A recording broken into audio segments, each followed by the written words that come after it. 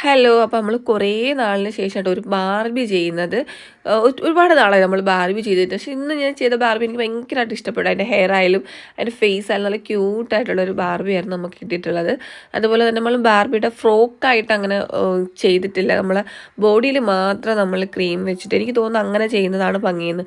കുറേ ഫ്രോക്ക് പോലെ ഇങ്ങനെ താഴോട്ട് ഇങ്ങനെ ഇറങ്ങി അത്ര ഭംഗി എനിക്ക് തോന്നില്ല. അതുകൊണ്ട് തന്നെ ഞാൻ ഇതിനകത്ത് നമ്മൾ ആ ബോഡിക്ക് മാത്രം നോസിൽ വെച്ചിട്ടൊന്ന് ക്രീം റൗണ്ട് ചെയ്ത് കൊടുത്തിട്ട് കുറച്ച് ബീഡ്സ് അതിനകത്ത് വെച്ചിട്ടുണ്ടായിരുന്നു. അത് അത്ര സിമ്പിളായിട്ടാണ് അത് ചെയ്തിട്ടുള്ളത്.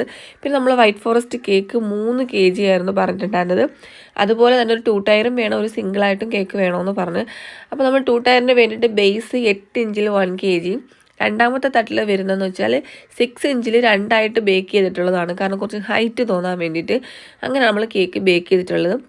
പിന്നെ ഡെക്കറേഷൻ്റെ കാര്യം പറയുകയാണെങ്കിൽ ഷുഗർ ബോൾസ്, അതുപോലെ ഫ്ലവർ, പിന്നെ വലിയ ബോൾസ്, അത്രമാത്രം സിമ്പിളായിട്ട് അങ്ങനെ കുറേ ക്രീമൊക്കെ വാരിയിട്ട് ഒന്നും ചെയ്തിട്ടുണ്ടായിരുന്നില്ല. പിന്നെ കപ്പ് കേക്ക് ഉണ്ട്. കപ്പ് കേക്കിനകത്ത് നമ്മുടെ അത് സിമ്പിളാണ്, യൂണിക്കോണിൻ്റെ കുറച്ച് സ്റ്റിക്കർ മാത്രമാണ് ചെയ്തിട്ടുള്ളതും.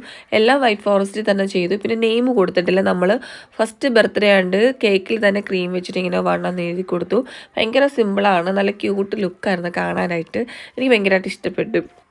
നിങ്ങൾക്ക് നമ്മുടെ കേക്ക് ഇഷ്ടപ്പെട്ടിട്ടുണ്ടെങ്കിൽ ലൈക്ക് ചെയ്യുക, ഷെയർ ചെയ്യുക. ചാനൽ സബ്സ്ക്രൈബ് ചെയ്യാത്തിട്ടുണ്ടെങ്കിൽ ചാനൽ സബ്സ്ക്രൈബ് ചെയ്യാൻ മറക്കരുത്. അടുത്തൊരു വീഡിയോ ആയിട്ട് നമുക്ക് വീണ്ടും കാണാം.